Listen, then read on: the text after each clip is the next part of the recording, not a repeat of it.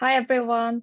Thank you, John, Robin, Victor, and everyone in CAPI who supported today's roundtable discussion. I'm Sujin Lee, and it's my great honor to moderate today's roundtable discussion on the politics of population in East Asia. This roundtable discussion is inspired by today's four speakers who have researched on various population discourses and policies in either specific national contexts or transnational settings. And in the course of planning this roundtable together with four speakers, whom I'm going to introduce a little bit later, over the past few months, I realized that there is a sense of consensus among us about the need to create a transnational dialogue regarding a range of population discourses that have legitimized reproductive control and the technocratic aspects of government in East Asian context. The planning process itself was extremely inspiring personally.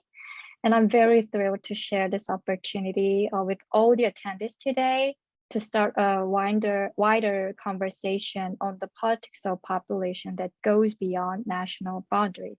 So I'm going to introduce today's four speakers first. Dr. Aya Home is a lecturer in Japanese Studies at Manchester University. She published numerous articles on population control and family planning in Japan, including The Science of Population and Birth Control in Post-war Japan. She also co-authored Population Control in Cold War Asia in the special issue of East Asian Science, Technology, and Society with Dr. Yuling Hong, who's another speaker today. And secondly, Dr. Susan Greenhall, she's John King and Wilma Cannon Fairbank Research Professor of Chinese Society in the Department of Anthropology at Harvard University. She published many books, including Just One Child, Science and Policy in Dong's China, Cultivating Global Citizens, Population in the Rise of China, and recently she published a co-edited volume titled Can Science and Technology Save China? And the third speaker is Dr. John P. Dimoya. He's a professor of Korean history at Seoul National University in South Korea. He's currently serving as a visiting scholar in the Center for Korean Studies at UCLA. He authored a book and numerous articles, including Reconstructing Bodies, Biomedicine, Health, and Nation Building in South Korea since 1945. And he also co-authored an article with Dr. Home titled Integrating Parasite Eradication with Family Planning, the Colonial Legacy in Post-war Medical Cooperation in East Asia. And lastly, Dr. Yuling Hong, she is an assistant professor in the School of Medicine at National Cheng Kung University in Taiwan.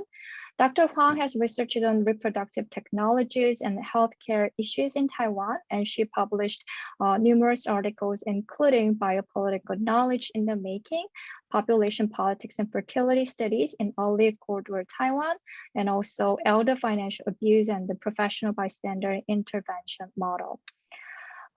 Before we begin, let me quickly walk you through today's program.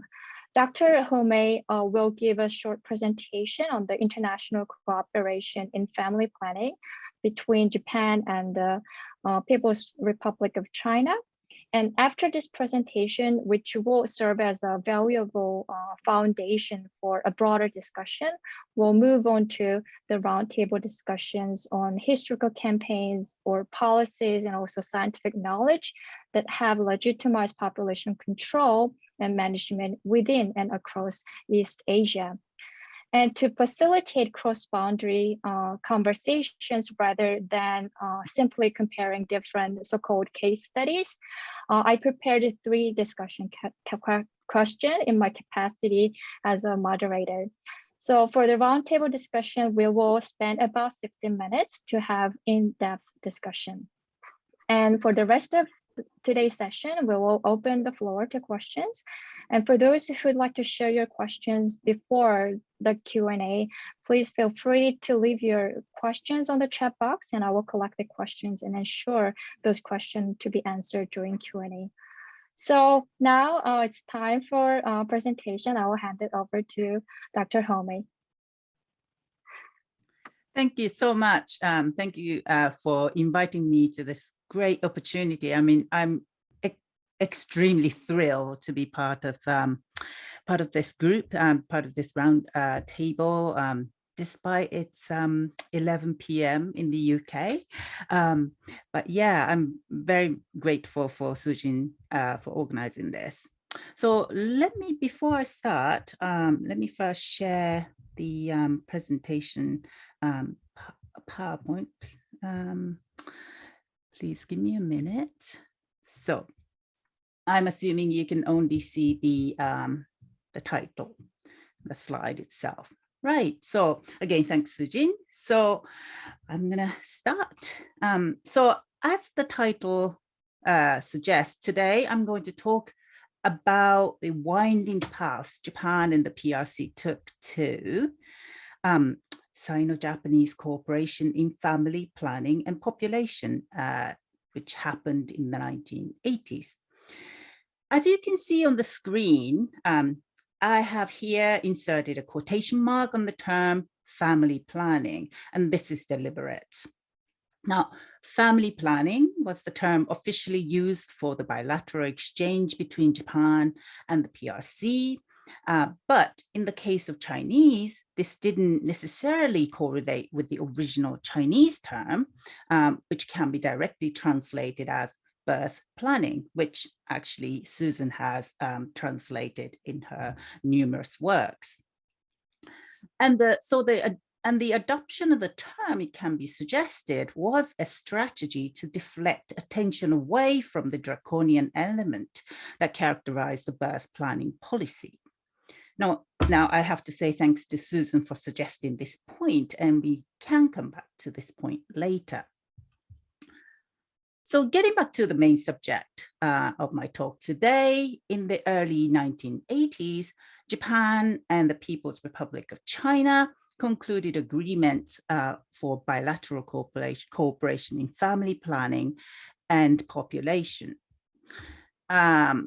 So it started with the signing of this memorandum, title of which you can see, and this was signed in 1980 in Tokyo between the two organizations, two nominally non-governmental organization. One is China Family Planning Association and Japanese Organization for International Cooperation in Family Planning. It can be the acronym can be read as JOICEF. Note that, as I just said, the literal translation of the Chinese organization was China Birth Planning Association, but they called themselves China Family Planning Association for the international audience. Now, the signing of this memorandum jump-started regular exchanges of personnel and goods and such between Japan and the PRC, such as you can see on the screen, a Chinese delegate's annual Japan tour. You can see the scene here on the screen. Now, these exchanges then culminated in the signing of the minutes of discussion on cooperation in the family planning technical project by the government, so Chinese and Japanese governments, in 1982. Links to the government's initiative in the following year, the CFPA and JOICEF concluded the memorandum for implementing the integration project in China in collaboration with the International Planned Parenthood Federation. I'm going to come back to the integration project later. Now, based on the memorandum, then from the following year, in January 1984, these organizations launched two pilot projects introducing the integration project, and integration project then expanded over the years. Now, what I'm going to talk about, as I said earlier, is not necessarily the cooperation itself, but rather I'm going to talk about the winding paths or the process towards the bilateral cooperation. And so I'm specifically looking at the period prior to the conclusion of these agreements I just introduced, so roughly between 1950s and 80s.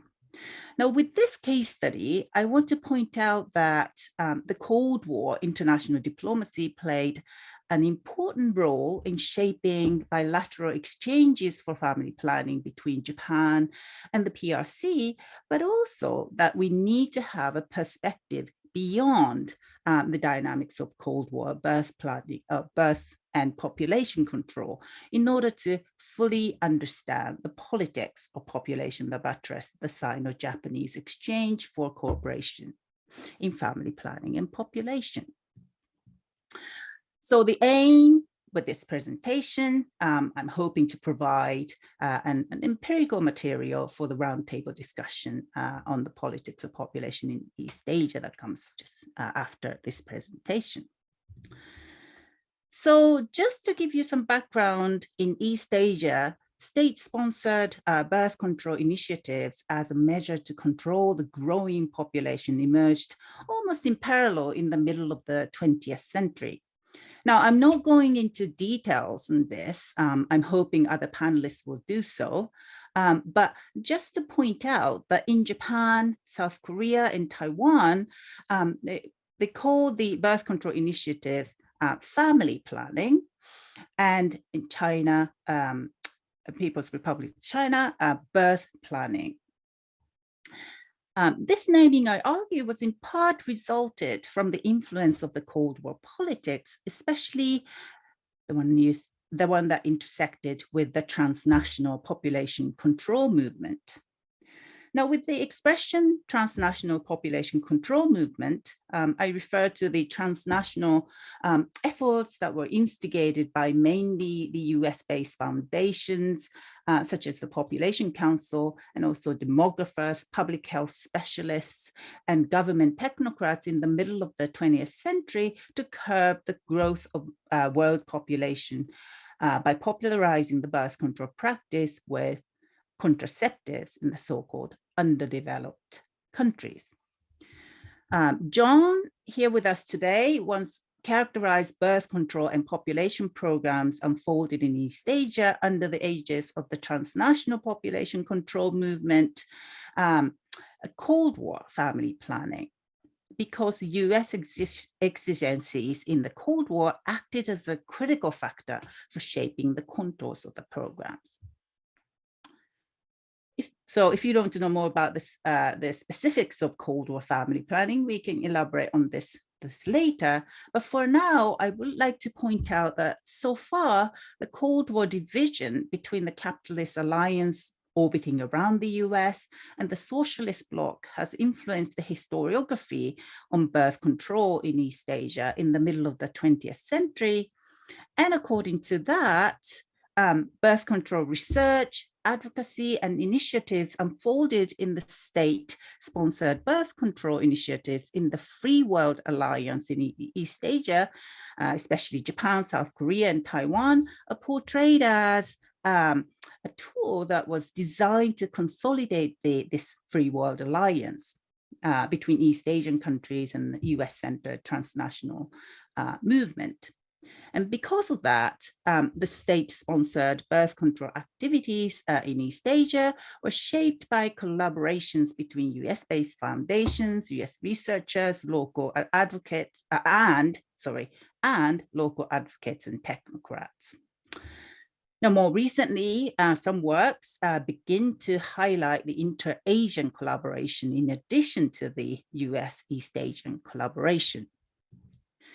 And along with that, China's history with birth planning has been accounted independently from the history of the Free World Family Planning Alliance in East Asia.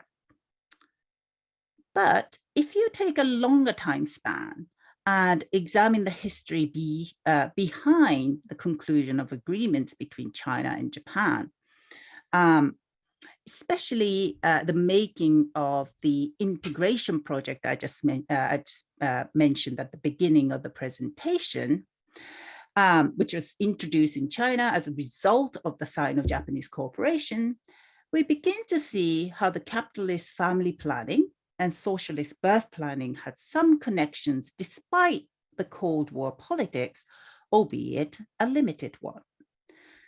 So before elaborating on this point, let me explain the integration project. So what was it? Now, integration project was a brainchild of a guy called Kuni Chojiro, who was a health activist. Here, his image you can see here, and this is Kuni here. And Kuni, so this was an integration project, was literally an integration of parasite control with birth control in one project. And in fact, in the 1970s, this integration project was integrated into Japan's and Japanese government's overseas development aid programs. Now, Kuni came up with this idea in part because as a grassroots activist in the 1950s, he was involved in both birth control and parasite control campaigns.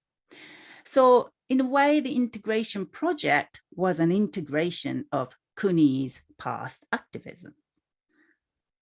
And when Kuni came up with the integration project in the 70s, he used the Japanese Organization for International Cooperation in Family Planning to promote the initiative, the one that made the agreement with China Birth Planning Association, or Family Planning Association in 1980, right? So this was the organization. And when they did so, Kuni then promoted the integration project initially in East Asia and Southeast Asia. So just to briefly explain, this JOICEF, this organization was established in April 1969 as a non-governmental organization specialized in promoting family planning initiatives in developing countries. We could talk about what that means, a non-governmental organization in the context of East Asia, perhaps in the roundtable. Now, in addition, to consolidate the regional ties for the promotion of the integration project, Kuni set up the Asian Parasite Control Organization in 1974 in collaboration with the health officials and parasitologists from South Korea and Taiwan. Now, and the APCO soon became a portal through which to promote Kuni's integration project. Now, on the one hand, this integration project certainly was a product of the Cold War politics, because the APCO promoting this project was firmly embedded in the Cold War Family Planning Alliance within East Asia. On the other, if you look at how the history linked to the making of the project, you will begin to see that, in fact, Cold War was not the only factor shaping the politics of population in East Asia. And in order to really fully understand the history behind the Sino-Japanese cooperation in family planning, it's really important that we look beyond the Cold War politics of population and reproduction and look more broadly into the politics of health too. And if you have that in mind and look into the history, we see connections that are not necessarily so obvious if we focus solely on the politics of population and birth control. One episode that shows such connection is the informal Sino-Japanese cooperation in parasite control that took place in the 1950s. As historian Miriam Gross has studied, in the 1950s, parasite control, especially the eradication of schistosomiasis, was a high priority in the CCP's public health administration. As part of it, the Chinese government, via the China Medical Association, requested Japan that there be an informal exchanges of Chinese and Japanese doctors. Now, primary aim for that one was to forge a collaborative relationship over parasite control, but the Japanese delegate, in fact, included gynecologist Ishihama Atsumi, who was a promoter of the IUD, intrauterine device, in Japan, who was connected with American Alan Guttmacher, the leading popularizer of the IUD in the transnational population control movement. Now, according to Ishihama's memoir, during his visit in China as a delegate, he met and talked with Zhou Enlai for 2 hours on Japanese family planning. Oh, sorry, I was just going one step ahead of the screen, sorry. So then afterwards, Ishihama's China trip then jump-started a small-scale export and import of Japanese IUDs. From Japan to China in the 1950s. So in addition, the parasitologists involved in the Sino-Japanese parasite control cooperation in the 1950s, for instance, Otsuru Masamitsu, were really instrumental for the establishment of the APCO, which promoted the IT that was, as I mentioned at the beginning of the presentation, the family planning program implemented through the Sino-Japanese bilateral cooperation in family planning and population.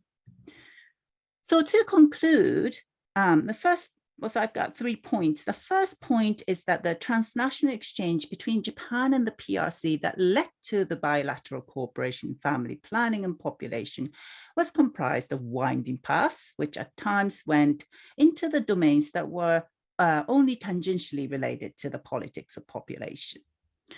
So second, the story of the winding path can tell us that Cold War politics was an important but not the only factor that shaped the inter-East Asian exchanges over family planning and population, and that finally there is a need to factor in health diplomacy as a component in the transnational politics of population in East Asia. Went over 15 minutes threshold. Sorry about that, Sujin, but that concludes my presentation. Thank you. Thank you, Aya. This is great. This was really a rich presentation. Now we will quickly move on to the roundtable discussion. And I'm sorry, we may need to shorten our roundtable discussion time. It'll be about 45 minutes. Is that okay? Yeah. So I will ask the first question first. That is all the speakers, so everyone in the roundtable today have researched on the history of national or international level population control policies in East Asia. So in your research, in what sense does a population control policy of your interest represent an aspect of modernity? And here I know modernity is such an abstract and broad term that is politically and theoretically loaded. So rather than defining what modernity is here, which should take another roundtable discussion, I will leave it to your own definition and you can define in your own way. Yeah. Who wants to go first?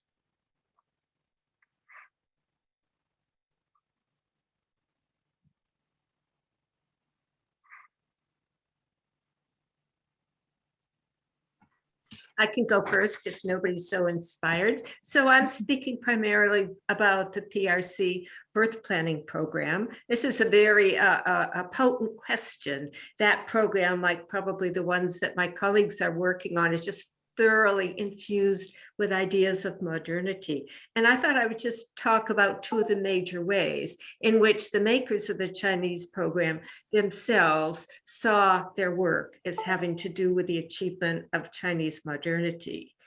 And one of those ways has to do with the objections of population planning and birth planning in China. The aim was to make, at the national level, was to make China a prosperous global power, transform China's prosperous global power, and then at the societal level, to transform China's so-called backward masses into modern workers and citizens suited to a global power.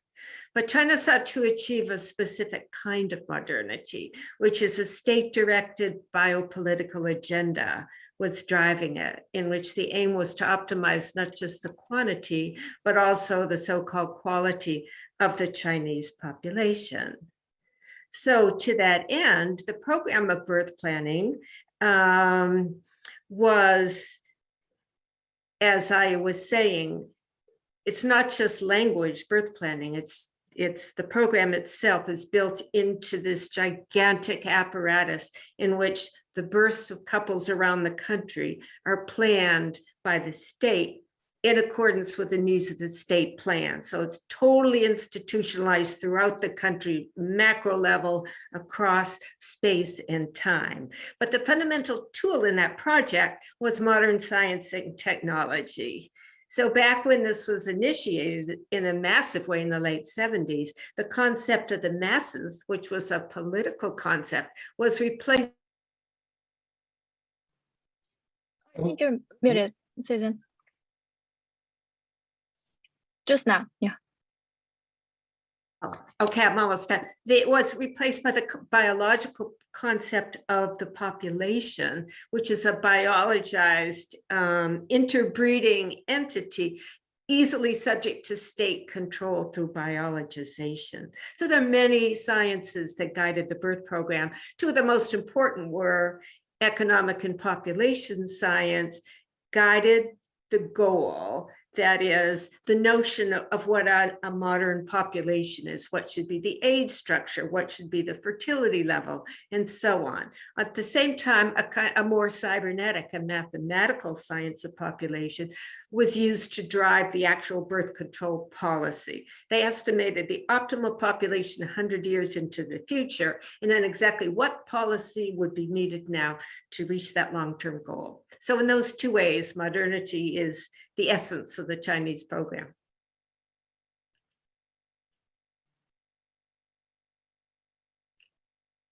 I think you mentioned this in your book and several times, like co-production of policy and science. Actually, I think that resonates with other countries as well. John, do you want to jump in? Yeah, and I'll tack on to Susan's point exactly. But I hear a strong biopolitical language. I hear a strong use of mathematization and demography. So I won't repeat that for South Korea, which is probably not nearly as penetrating as China. I'll just concentrate on one because it came up in Aya's talk and it allows me to both ask a question and say my own, which is the technology. When the official South Korean program starts in the early 1960s, although the discourse has been around since the late colonial period of the 30s, the Korean government knows that statistically women are doing abortions even though they're not supposed to be. The births are showing up in the village records and then the children are not showing up. So they want, that's backwards. That's not modern. That's not the efficient. They want to bring in, this is where they get on board with the population council. They want to bring in the IUD, the lip sloop specifically. They want a very efficient count of the acceptors. They want to be able to track that mathematically, although perhaps not nearly as planned as in Susan's case. I'll just ask my question then and then pass it on to Yuling, but this is where we get some of the intersections. The Korean program is heavily dependent on Japanese technology. Things like the condoms, the birth control pills will later come from Sweden. The condoms will come from Japan and the lip sloops will be produced in Japan. But I was very curious with Aya, if you're getting IUDs from the 50s going from Japan to China, are those lip sloops? Are those odor rings? Anyway, you can answer later. What are they? Because I suspect it's not the lip sloop yet. But so the technology is really important. And because Korea is just coming off the Korean War, I imagine maybe this is the case for China, they're very dependent on other East Asian countries and by extension, the US for the circulation of these plastic modern technologies. This is very much what the PPFK is mobilizing to its villages. Thanks. Thank you, John. Since John already mentioned like the reliance of Japanese technology, I mean, on Japanese technology in South Korea, I think Aya can mention something more about it. Yeah. Just to quickly to respond to John's question, yes, it was ordering. Ishihama Atsumi was basically a big fan of ordering. I mean, there's a long story I can tell why he arrived at that position, which is linked to abortion history. But in any case, I think what I prepared for is, coming from me, myself as a historian, and also with a focus on interest in population science and medical research on reproduction and population, specifically in the context of modern Japan. So I think I don't know how much I can talk, but as a historian, so before I respond to Sujin's question, I want to kind of unpack the notion of population, right, as it developed through the modern history of Japan, because it really kind of is necessary for me to kind of elaborate why this is kind of, how population discourse can in fact represent kind of modernity, how kind of shows an aspect of modernity. So in the case of Japan, population in Japanese Jinko that came to buttress population control policies in the 1950s was a neologism that was established only in the 1880s and 1890s. And I argue that this establishment of population as a term and a concept was a kind of product of Japan's quest for modernity, which was inscribed in nation and empire building. So population as Jinko emerged just at the time when Japanese political elites were trying to consolidate the status of Japan as a modern sovereign power in the context in which Japan's position in the international community was far from stable. So in this context, population as a new concept referred to the contours of Japan's newly defined national and imperial subjects. And also it was seen as a social phenomenon, which was kind of shaped by people's experience with birth, death, mobility, and other life experiences, whose state of being represented what they call nations, health, and wealth. And then finally, because of this population's disquality, population trend was seen as something that made people legible for Japan as an emerging modern nation state, an empire, and population as a malleable entity, I suppose, kind of echoing with what Susan was saying, that could be engineered for the purpose of nation and empire building. So in a way, so population policies elaborated in Japan since the 1920s were categorically based on this understanding of the malleable population and the assumption that the state had the duty even to engineer the population trend for the prosperity of Japan as a modern state. And then, of course, until 1945 as an empire too. Now, based on this point, kind of tagging on to John's point, I would like to point out that in the case of Japan, the government implemented a birth control policy in the 1950s as a kind of form of population control. And the narrative that dominated in the process of making the birth control policy showed an aspect of modernity. No, so it was that birth control policy via what policymakers and policy experts called modern contraceptives were promoted by stigmatizing abortion, which was rendered harmful, traditional, and outmoded. So the population control policy of 1950s Japan that aimed to kind of disciplining of people's reproductive practices was predicated on this binary of modern and traditional, in which modern was associated with civilization, culture, progressive future, which would be realized through the post-war national reconstruction, whereas abortion was pushed into the realm of the outmoded past. Although in reality, abortion surgeries by the 1950s had taken place in the modern medical setup. So in the case of Japan, so population control policy represented the aspect of modernity, which was the government's assumed duty to control its population size and quality, was predicated on the narrative, modern narrative that constructed good and bad reproductive practices according to the value judgments, right, which were prescribed for the binary of modern bright future and dark traditional past. Like I end here. I've got other points to make, but yeah. Thank you, Aya. This is a really important point. I think that I agree with your idea that the notion of population separate is a product of modern, and it reflects certain aspects of modernity. Yuring, do you want to jump in? Yes, I would like to show a slide that I provide for this talk, the roundtable. I will answer this question. Can you see the slide? Yes.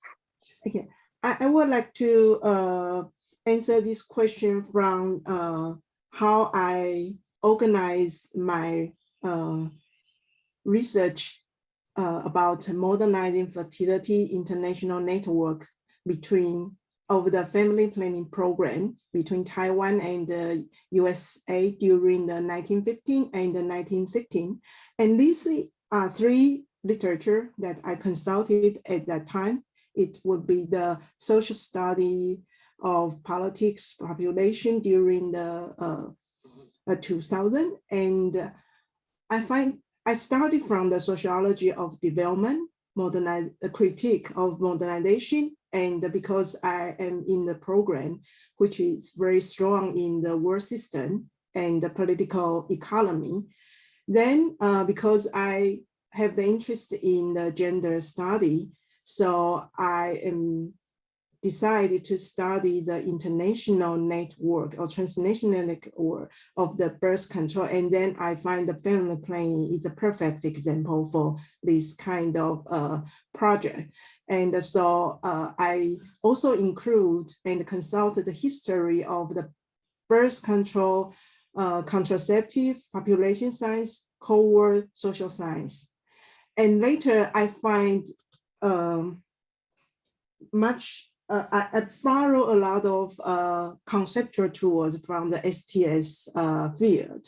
So, for example, the SSK, the Techno Science Network and governance technique, and also the infrastructure. So my research actually addressed the related history of two sides of the Pacific Ocean, like Taiwan and the USA. To cut a long story short, my research examined the birth of large state-run family planning program in Taiwan, which I think is only thinkable, desirable, and feasible in the post-war period through a set of historical circumstances or contingents, including the hegemonic US geopolitical interests, the shifting idea about international demographic transition among American population scientists, the development of contraceptive technology that could be imposed by the medical professionals, and the newly emerging American behavioral science, and emphasize the evaluating and the changing individual behavior. And the Taiwanese state struggle with the civil war situation, longing for the economic development, and the Taiwan's authoritarian political regime, where the technocrats were set to penetrate society and individual very intimacy of fertility behavior with this so-called modernity project. So I would think the family planning program at that time actually is combined so many factors and the technology, not only the scientific knowledge and technology, also the infrastructure to run the program that make this happens, not only in Taiwan, but also in East Asia and in other parts of world. So that would part of my answer for the first question. So let me stop share. Yeah. Thank you, Yuling. Now I want to switch gears a little bit for the second question that addresses more political dimensions about population policies. So the second question is, how do population discourses intersect with the politics of gender, race, and ethnicity? And here, population discourses can be broadly defined as a constellation of interconnected practices, including knowledge production, social movements, and policymaking for problematizing or regulating or governing a population. Who wants to start?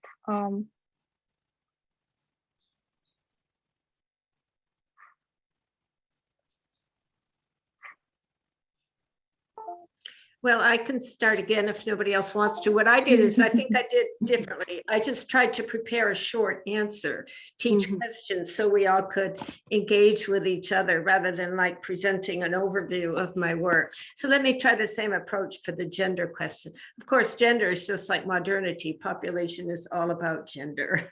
I think in probably all these contexts, we need a more intersectional notion of gender or race ethnicity. So let's just set aside the race ethnicity issue in China. Birth rules were more accommodating for the ethnic minorities, who are about 8% of the population. So we can leave that there. The real story, of course, is the gender. And here, by intersection, I mean the gender and the rural-urban divide. The rural-urban divide is kind of like class. It's just so fundamental to China. And in China, the rural masses, who used to be the leaders of the socialist revolution, were turned into the backward masses, completely dehumanized objects of control. They had the really rough, tough, coercive birth control campaigns directed at them, whereas the urban people did not. So women's bodies were turned into tools of reproductive control. That's nothing surprising. Women have been used for party policies ever since 1949, but the birth control technology implemented in these mass campaigns often led to a lot of damage to women's reproductive health. So I just want to talk quickly about some unintended consequences that were deeply gendered. One is one that everybody knows about, but just preoccupied the world in the 1980s, which was when the rules were so limited, rural parents who really needed boys to work on the family farm often felt they had no choice but to dispose of their baby girls. So it saw rapid disappearance of infant girls and also very high levels of abortion of female fetuses. A second unintended consequence was severe and still unmeasured damage to rural women's reproductive health. A third one is the policy itself came to be gendered, because as the rural people pushed back against the strict limit, the state reacted by liberalizing the policy to allow couples with only one girl to have another child, and therefore gender got built in the policy. So other than the fact that for urban girls whose lives are better under the one-child policy, in the rural areas, gender disparities have been deepened. So those are some of the main dimensions of the gender question in China.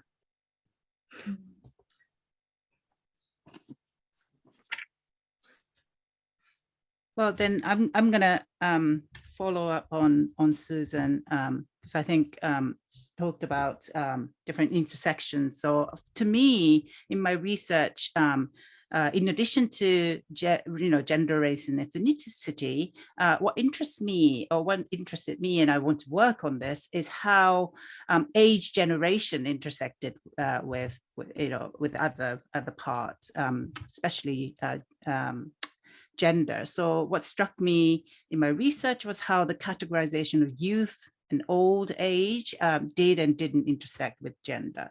So for instance, in the policy discussion during the wartime, the population of youth was gendered and discussed in relation to biological reproduction and economic production, whereas the old age was discussed in neutral terms. So this categorization of demographic subjects seems to suggest for an important aspect of demography's critical role in shaping, Japan as modern capitalist political economy. I have other things to say about gender and race, but I think I'm gonna leave it there. Maybe we can come back later. I've got some specific examples of how gender and ethnicity, race intersect with population discourse. Yeah. If I can interject and then just say really quickly, following both Susan and Aya, lots of very familiar themes, so I can just build on really quickly.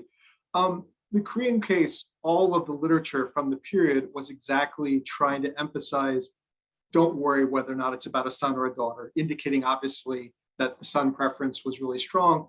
And there are serious questions about whether or not that really worked. It probably didn't, and there was a lot of resistance from men. So the one quick story I'll give just to emphasize that, the Omnihui, the mothers clubs that tried from 1968 onwards directly to provide a conduit to villages, the idea that you could know exactly how many IUDs were being inserted, how many pills were being distributed, not just because a PPFK, Planned Parenthood worker was there, but because you had a trusted woman in the village. That remains enormously controversial because obviously the government and the NGO tried to pitch it as we're giving a woman a huge role in this program. Whether or not that was the case remains enormously controversial. It's hard to get down to the village level, and there's stories about villages pushing back and about village hierarchies really objecting to these women who were often the wives of the village headman, by the way, whether or not they really had a proactive role. So I'll just leave it there. Race question really quickly because others are tabling it too, and people tend not to think of race in Korea, but it's worth mentioning because I saw him in our audience earlier. Hyun Jae Won, who is my colleague at Busan Day, and Inga Kim Diedrich, who I don't think is here, but also works on this. A lot of the Japanese pre-war work on blood serology and the Japanese version of eugenics works its way into Korea. And these younger scholars are pointing out that, by the way, this is really persistent into the 1960s and 1970s in Korea. So race is there in a weird imperial construction in Korea. We could talk much more about that. But this is another way in which the Japanese empire leaks its way post-1945 well into the 1970s. Thanks. Okay, so let me add some parts of Taiwan. As you know that Taiwan is quite so-called successful example for the IUD use, but let's discuss is the dropout rates of the IUD was quite high. So the public health worker have to looking for the new users because they have to meet their demands numbers at that time. So they are looking for the younger contraceptive women, which may not at the time that need this kind of help, but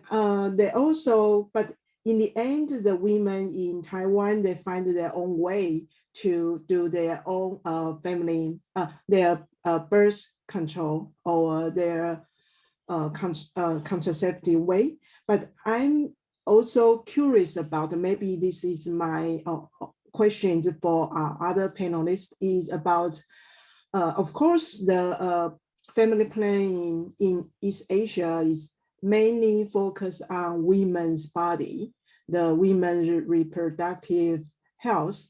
But I know in Korea, they have quite successful, or the case for they're able to mobilize men for the sterilization projects. So I wonder how this happened or how it run in South Korea. But I also read from the archive, I read about the when the population councils and these American consultation, they discuss about what's the best birth control methods apply in East Asia. There was men made a decision in their home, the households. So maybe we should target on men, but there are different voices say no. It's hard to men didn't care about the birth control, the reproductive things in East Asia. So we should focus on the women. So maybe compare these technologies, target user in East Asia will be very interesting questions. So maybe John can answer the question. Do you want to answer the question, John? This is really interesting question about the sterilization. Sure, I'll give the very quick answer in the interest of time. It starts in the early 1960s voluntary, then in the 70s, it's directly connected to something called Yebi-kun, the Korean Volunteer Reserve Army. Basically, any East Asian place that has a compulsory military service, they tell Korean men when you're coming out of compulsory reserve service, and that's when you're in your 20s and you might have a child or two. In the 70s, and all the way through the 90s, I don't know, I think they still don't do it anymore. They basically tell them, look, you theoretically have to keep coming back for reserve duty a couple weekends a month till you're 40. But if you have this sterilization, nice, safe procedure right now, you're done. And hundreds of thousands of Korean men signed on for this. The numbers, I believe, peaking in the 1980s. I don't have it with you, but I'll give you the price list ad that they used to do it. It's a picture of a watermelon, and the watermelon on the left has its seeds, and the watermelon on the right has no seeds. They use this to explain to Korean men in a very simple agricultural image. It's just like having your seeds removed. It's relatively painless. I have the original ads, they're hilarious. And whenever I show them in class, students usually groan, but this was shown to Korean men at the end of the reserve service from about the early 70s, probably for about the next 2 decades. I think that's what Yuding is talking about. And yes, it was immensely successful as a complement to other forms of family planning. And let's face it, this was a country that didn't go democratized until 1987. So this isn't shocking that this would work fairly effectively in such a society. Thank you, Joan. I myself have a lot of questions about it. It's really interesting, like the gender dimension of so-called, like family planning and birth planning campaigns. Like there are more female healthcare workers, if I'm correct, and also about like how the idea of race actually contribute to ethnic nationalism in both Japan and South Korea. I don't know much about China and Taiwan, but I think that could be the case in both countries as well. So, but I will just move on to the next question because we have only limited time. Okay, the third question is actually all the speakers are responding to Aya's presentation. So it's as Dr. Home, Aya's presentation suggests, the modern trajectory of population control programs that were implemented in and between East Asian countries allows us to understand how porous the boundary of the nation state is. So how do you characterize the role of the nation state in the transnational network for population control across East Asia and beyond? And also, what importance does the study of East Asian population discourses have to a broader conversation of global population politics? Well, I'd like to start again, if you all don't mind. I have just a lot of responses to Aya's very interesting paper, and I hope these will stimulate more discussion. The point, Aya, that China was not part of this so-called free world alliance, and therefore you're looking at the bilateral cooperation. That's very interesting, but China was very much embedded in UN discourses about population in the 1970s and beyond. It took those every 10 years, like 1974, huge conferences about population organized by the UN very, very seriously. So one wants to also consider that level even more transnational, aside from the so-called Free World Alliance. But the larger issue, this existence of long-term dialogue between these two partners is super interesting. And I have sort of documented these important dates. My question as I'm listening to this is, what does it mean? What difference did it make? Why does it matter? What was the content? What was the significance and the impact? And I thought I'd just suggest a few things that it might be useful to look at in the next stage of the research. And the first one is, from my point of view, as somebody who knows the Chinese program year by year, just like the back of her hand, I couldn't help but immediately creating my own timetable to go with the timetable that you put on your slides. So what was happening in China while these ties were being forged with Japan? Well, in September 12th, 1980, there was this memorandum that was created. That's exactly 2 weeks before the open letter to all cadres of the Chinese Communist Party to crack down on birth control and urge everybody to have one child. 2 weeks. Okay, in November 15th, 1982, the cooperation on the technical project. 1982 was the year the state declared birth control, birth planning, a so-called 基本国策, a basic state policy. That means a top policy. Nothing must get in the way of implementing it. So this is a period of major crackdown in China. 6/13/83, memorandum of implementing the integration project. 1983, this massive nationwide sterilization campaign. And it was just tens of thousands of baby girls were murdered. Just that very time, this memorandum was going on. January 84, 2 pilot projects began.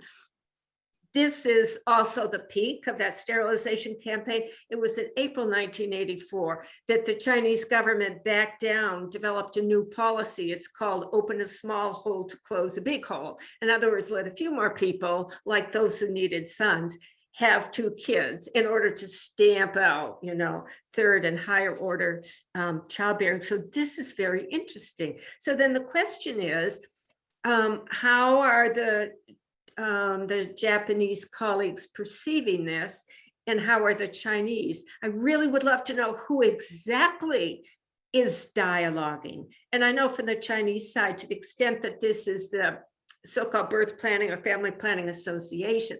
Family Birth Planning Association is a party-led mass organization. So it's led by party, the major figures are party figures. Its job, like all the mass organizations in China, is to mobilize the people to be sure that they carry out party policy. And in the party, this language of propaganda and education, that means use as much persuasion of any kind as necessary to get the policy implemented. And that all comes under party affairs. So yeah, who's involved at each side? The third question is, you mentioned, Aya, that by a certain date, one of these programs, I don't know if it's the IP, there were 37 sites where it was being carried out. And so my thought is, well, how many sites are there in China? 10,000? I mean, it's probably a drop in the bucket. And of course, these programs are always carried out on a small scale, as pilots, as test pilots. But I wonder how pervasive it really was. And then I really want to know, did it actually change the content of the Chinese programs? Who championed it? Did anybody take that discourse and bring it into official Chinese discourse? Because often in China, you find that new language, new slogans are put on top of a pre-existing program, and the program itself doesn't change. So there's a lot more interesting material, and the Chinese program was changing year by year, sometimes month by month, in response to all sorts of different factors. And Aya and I are going to talk more about this when she has a little bit more time. But just one more thing, Aya didn't mention this in her presentation, but she talked about a possible humanitarian impact of the Japanese cooperation on the Chinese program or policy. And I consider that quite a provocation and a very interesting one, because the question is, what does humanitarian even mean in the context of China's birth control program? And I'm talking about, it was very, very heavy-handed from around 1980 to 1993. Then it gradually turned to more economic means. So the program's changing all the time, but during the peak, what's humanitarian, compared to what? Compared to what went before? And starting in 1993, 1994, was this big UN conference in Cairo, where women's issues claimed center stage. Then the Chinese became much more serious about trying to make their program look and even be a bit more human-centered, and they developed slogans to go with that. But very interesting question, and I look forward to continuing the conversation. Since everyone will have questions to Aya, how about John and Yulin go first, and then Aya will go last? Okay, really quickly then, following from Susan, I'll just say one phrase and one question, yes, directed to Aya. I just would talk about it in population planning in East Asia in terms of the afterlife of empire. meaning obviously Japanese Empire, but also American Empire, which we haven't really talked about, which is there. But my question, and again, it I think dovetails nicely with a lot of Susan's content, is you were referring to, Aya, and I don't remember the exact year, but to the exchange of Japanese and Chinese doctors in the 1950s. That strikes me as absolutely fascinating in a place that is just coming off the American occupation in 1952, and for a China that has just finished participation in the Korean War, had its own revolution several years earlier, and also knows and has frequently accused Japanese of biological warfare. 5-6 years later, you're going to invite doctors in and saying, let's work with you guys. What I mean is that's a really interesting thing, how nation states in cooperation can do things that you just would never imagine them doing. I know at least for Korea in this case, they do not have cooperation with Japanese doctors until at least a decade later, exactly because of those lingering memories. So I find that absolutely fascinating, what's going on with Japanese doctors going out internationally that early after 1952, particularly to China. I find that really fascinating. Super quickly, we also have to keep in mind the possibility that for some recipient nations, this might be window dressing. To have the Japanese come, that looks great. You know, we're sort of respect the norms of liberal society. Let's bring the Japanese in. So, okay, and. Yeah, I think Susan's feedback cover most of my questions for Aya. I just maybe put the short question is, to what extent that in your papers that these so-called Chinese actors or organizations, they are non-state or non-parties, because even they have these like look like a local or non-government titles, but in Chinese context at that time, maybe we should reconsider or examine their link with the state or the party. Yeah.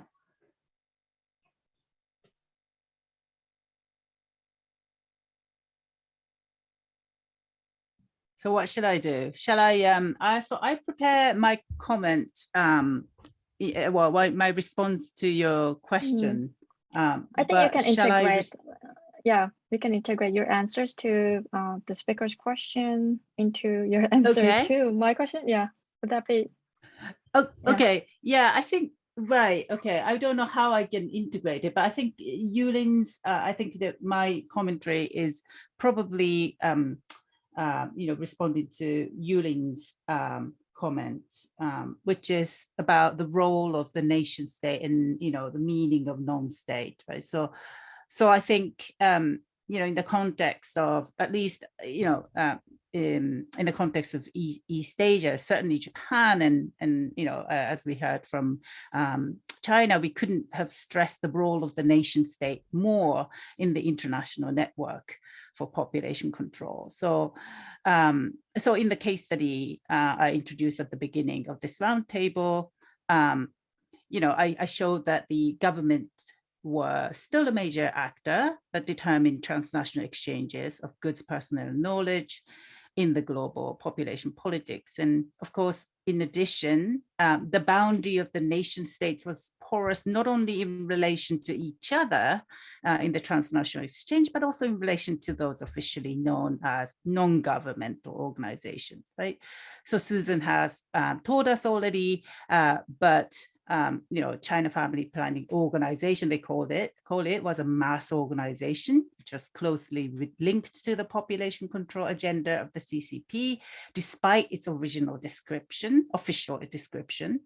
And in the case of even Japanese JOICEF, the link between JOICEF and Ministry of Foreign Affairs and Ministry of Health and Welfare really undergirded Japan's engagement with global population politics. Now, I think in relation to your question, Sujin, you know, what importance the study of East Asian population discourses has to a broader conversation of global population politics, I think I would like to suggest kind of bring in a kind of slightly different angle and suggest that East Asia's historical experience with population control vis-a-vis its kind of constantly shifting geopolitical constellations and demographic realities, and the development of population sciences offer materials that would not only enhance our historical understanding of population, global population politics, but also with these materials, we can, in a way, decenter the narrative of that dominates global population politics.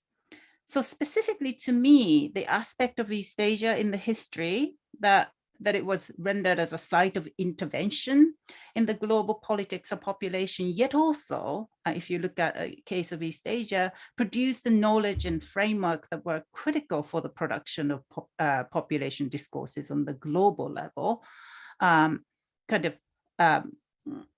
is kind of interesting. And this dual role of East Asia could give some unique insight into the conversation on global population politics in the past and today, which tends to be, I think, portrayed in terms based on dichotomies, right, between population controllers and the controlled, former colonial powers and the colonized, donors and recipients of, kind of population knowledge and development aids, global North and South. So I think that's my response to your question, Sujin. And I don't know if we have enough time to for me to respond to everybody's questions, but I suppose where do I start?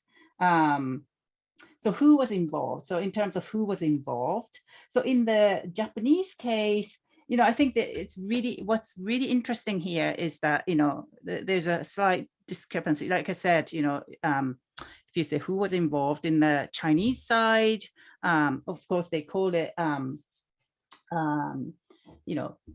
Chinese Family Planning Organization, but those were actually directly linked to the state, council's personnel. And in fact, it seems to be there were kind of, how do you call it, exchanges between these two, in terms of personnel.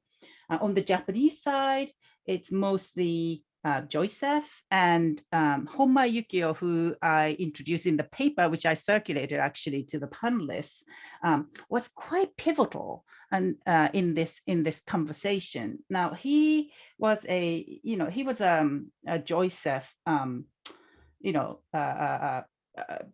officer, and he's not a population specialist, or he studied Chinese, and he was a student and became an officer because of his linguistic capability. But he studied, then afterwards he studied in Beijing, and while he was studying, he was in fact liaising between between Joseph and Chinese organization. And he knew what was going on, and he knew that China Family Planning Association, Birth Planning Association was part of the wing, the CCP wing, and part of this big kind of system to kind of discipline people. Yeah. So, but I did oral history with him, and but he was saying, as a middle person, he said he basically did what he was told to do, and Kuni seemed to be really kind of pushing behind the back. But of course, because once it became a state affairs, of course the officials were involved, as well as doctors. Now I need to do more research on that part.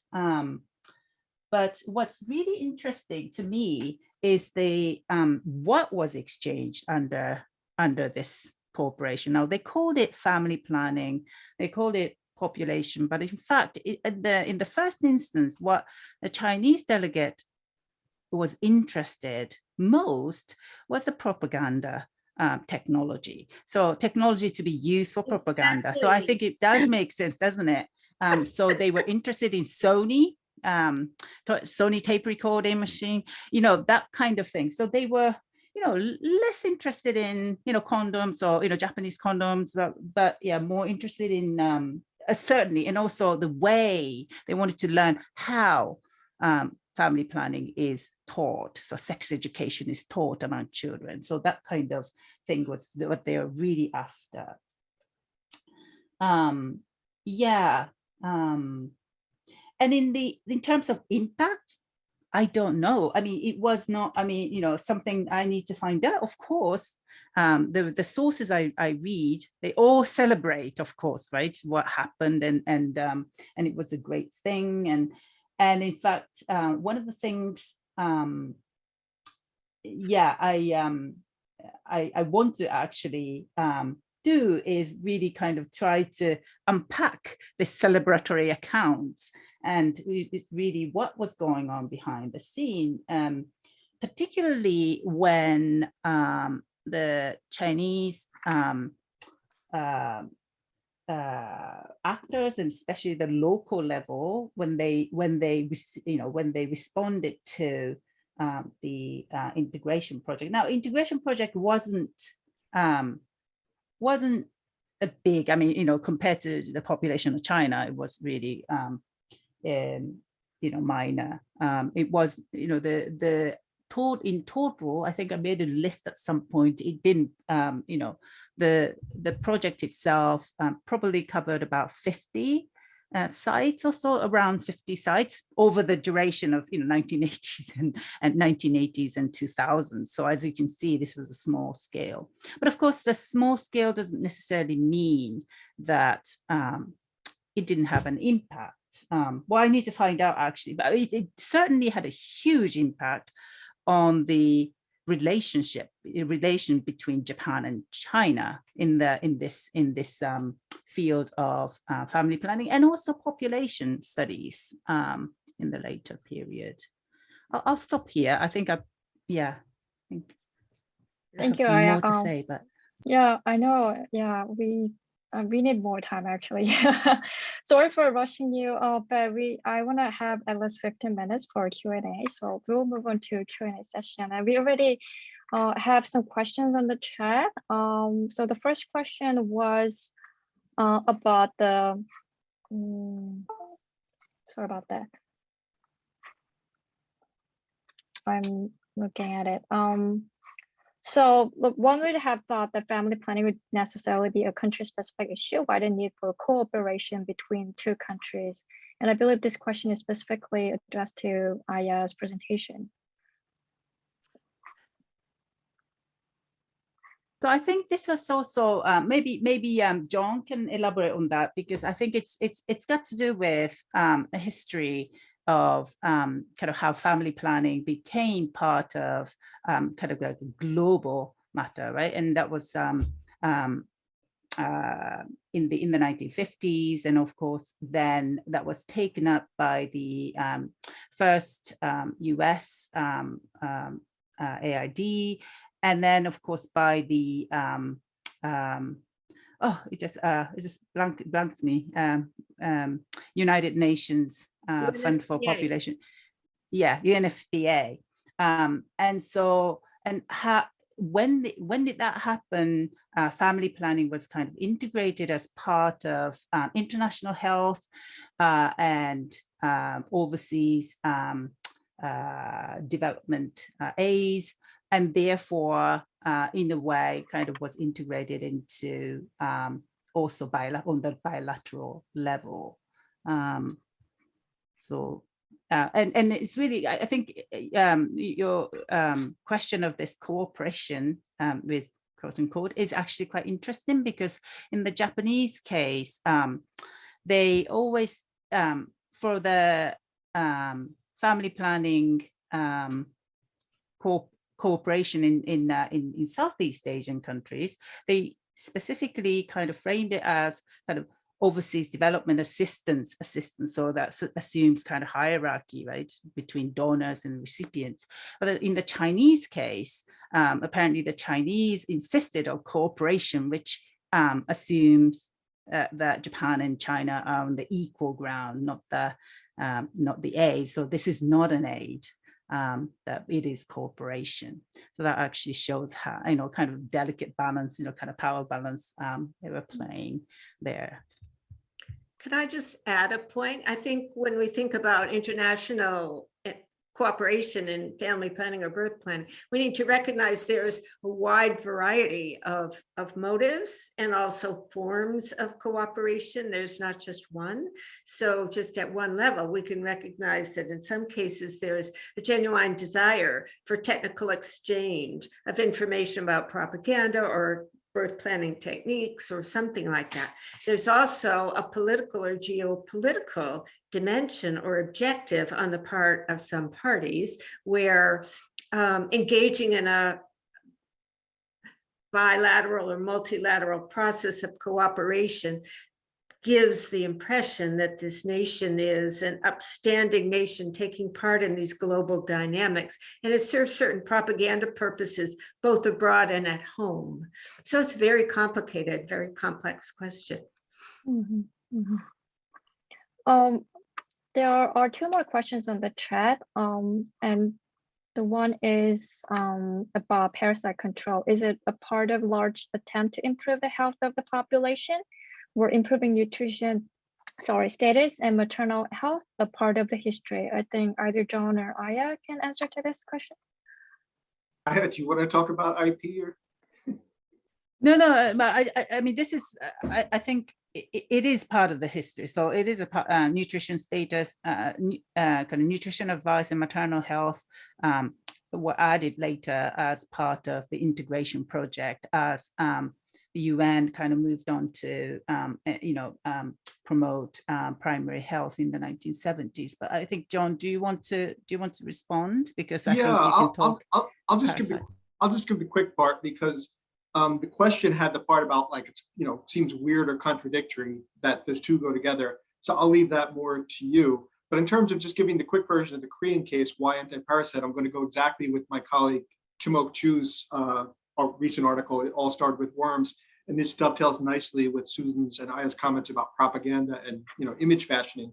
Officially, Korean anti-parasite, yes, is about health.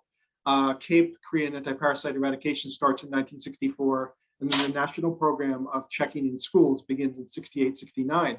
But unofficially, it really has to do with the movement of Korean workers overseas beginning in the early 1960s. So Kim-Ok Chu has this wonderful vignette where the first Korean nurses and miners, very famous story in Korea, go to West Germany in the early 1960s as Gastarbeiter, guest workers. This is, they were shown on airplanes, Korea, this is our workers going abroad, this is a big deal. What happens when they get to Germany? They go through routine health inspections, they're quarantined because they are riddled with parasitic worms, which has to do with the lack of fertilizer in Korea at this time, because all the fertilizer plants were built in what is now North Korea, and after the war, North Korea gets to keep them all. This is enormously embarrassing, and this is a normal thing in Korea to have worms at this time, like 60–70% of the population, a rural, agrarian, recovering nation. But this is when the Korean government defines it as a problem, starts to intervene directly. So, I mean, it fits really nicely where there is a health agenda, but it's very much about propaganda and refashioning the image of Korea. And I agree with Ok-Chu that the Korean government did everything that it could to keep the West German quarantine pictures out of the media and to make the main pictures about Koreans going overseas. And yes, I'm just giving her a quick version, but I like that. Those two things dovetail nicely. As Koreans start to go abroad and recognize how foreigners see them, they start to redefine their bodies internally, domestically, to meet those external viewpoints. Mm-hmm. Mm-hmm. Yeah, I'm just glad that we don't have the pictures of the parasite-riddled bodies, because it's in my mind right now. But Google the article, it all started with worms. I warn you, the pictures are absolutely, really frightening. The title is really catchy. Oh, yeah. Yes. Yeah. Yeah, I will read that. So the third question is about gender. So the question was, I wonder how the expertise is gendered as well.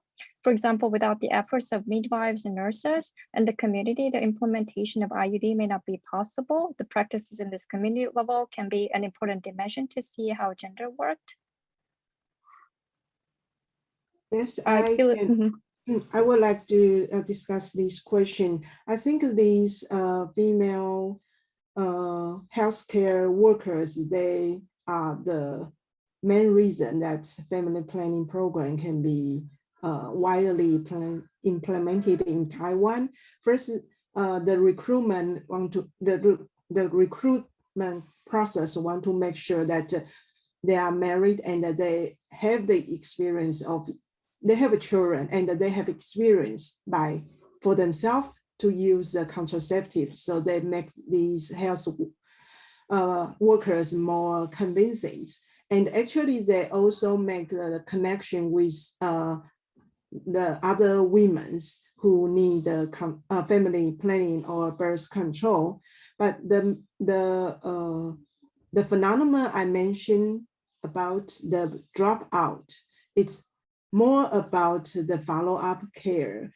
For example, doctors, because the numbers, they don't have time to do the fine examination of the women's body before the invitation. So there are so many problems following up. And they have no time for the further care and the consultation for the women with IUDs who have the problems, for example, bleeding, but they have to work on the farm every day, and also the disease problems. So because the government want to increase the number in the short time, so they make these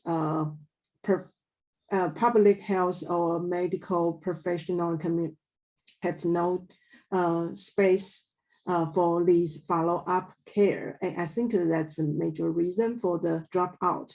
But I consider that these these women health care worker, including nurse and midwives, actually they provide fine health education or birth planning education for these women. So later women will find their own way, the message suits their need for the purpose of their own birth planning. Yeah. I don't know if this, I would like to know something, maybe Susan has some observation about these healthcare providers or ganbu in the China to aid this picture. Exactly. I think that Jialing's point about the gendered nature of expertise is really important. It's probably true throughout East Asia, maybe around the, around the global South. In China, it was a little different in that the women's head, what used to be the women's head under the Maoist period, became the head of the birth planning within the villages. So they have no technical expertise at all. Their role is merely to get all the women to comply with the IUD or sterilization or whatever requirements. But certainly the gendered nature of the providers made a lot of difference. Although then when the women were not persuasive enough, they would bring in a whole range of higher level officials and they were all male. But I wanted to add something to Jialing's point about the gendered nature of expertise. It's really interesting. If you look at the expertise, the demographic and mathematical expertise that underlay the one-child policy back in 78 to 80, when they were coming up with that idea, there was absolute silence about gender. They never considered the possibility that in a highly son-preferring society, people would really rebel if they were asked to have only one child. That was never even factored in. And then when that happened in 83, 84, the top leadership was just stunned. How can our people do this? And then they backed down a little bit. But I think the larger point is be interesting to think about Jialing's question sort of more broadly throughout the whole field of population politics. So may I respond to that? So I've actually worked on, I published a paper on this, how the knowledge, on, birth control and policy relevant birth control research was made in Japan. And in the case of Japan, they ran lots of pilot projects. And my argument is that, for these research to be successful, you really, this midwives and local midwives, local health practitioners, their role was really critical because they're the ones who actually did the field work, did actually, pencil, like literally like recorded the menstruation cycle, did the home visit, while home visiting. And their notes, I saw their notes, how they were translated into kind of scientific language. And what's really interesting is along the way of, when this raw data became scientific data and publishable data, their agency got slowly, women's agency got slowly stripped off. Well, not surprisingly, because those who were actually writing the paper were mostly men, well, actually exclusively men. And so not only women's agency, but also, the role of female health practitioners, their agency was stripped off in the process of making that scientific knowledge and demographic knowledge. Oh, thank you. Go ahead. Yeah, go ahead. Yeah. Really, really quickly, just to add on, completely agree on the gender dynamic, particularly with the women who are directly involved, but just wanted to add in for Korea, but also curious for the other places, to go back to the comment about getting the message out. The question of literacy. What you see in the Korean materials is they start out with fairly ambitious materials.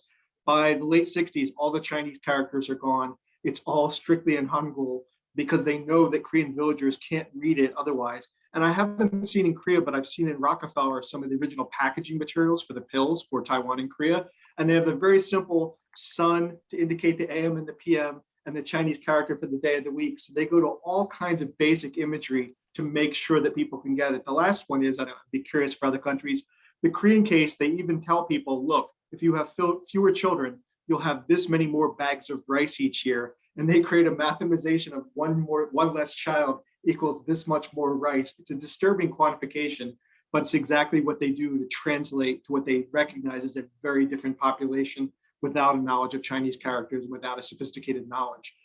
Seoul government has a lot of trouble communicating with the countryside, and they recognize this over the course of the program.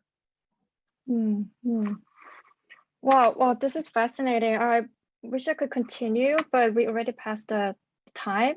So I guess we should bring this to an end. I typed my email address on the chat box. If you more questions, if you have more questions, please email me. I'll collect all the questions and I will send it to the speakers. If that works. I'm sorry that I didn't give enough time for attendees to ask questions, but this was great. I like to thank you all for attending today's roundtable discussion, and special thanks to all the speakers who share their knowledge and observation about population politics across East Asia. This was great. And happy Thanksgiving to those who are joining from the United States. I'm sorry that I forgot about managing like how to schedule wisely. I forgot about Thanksgiving in the States. Yeah, but yeah. Thank you everyone for attending today's roundtable discussion, and have a good weekend, good night, and good morning, everyone. Yeah.